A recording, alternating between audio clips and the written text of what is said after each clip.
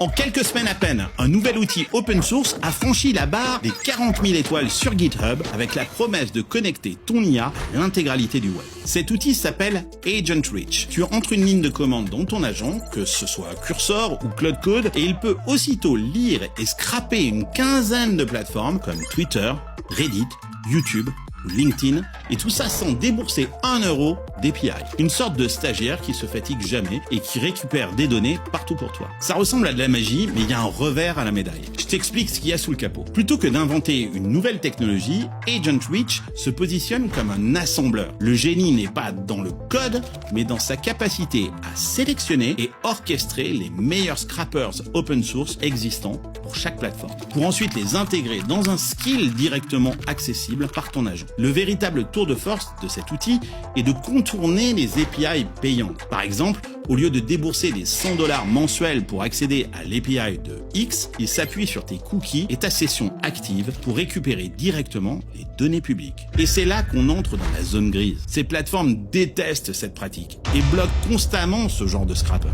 En gros, tu te retrouves à baser ton activité sur un outil qui risque de disparaître du jour au lendemain. En plus, pour faire fonctionner le système, tu dois confier tes cookies de session à un outil communautaire que personne ne connaît vraiment. Mon nom est Carlos Diaz. Tous les jours, je décrypte l'actualité de la Silicon Valley depuis la Silicon Valley. Alors si tu veux comprendre avant les autres, abonne-toi.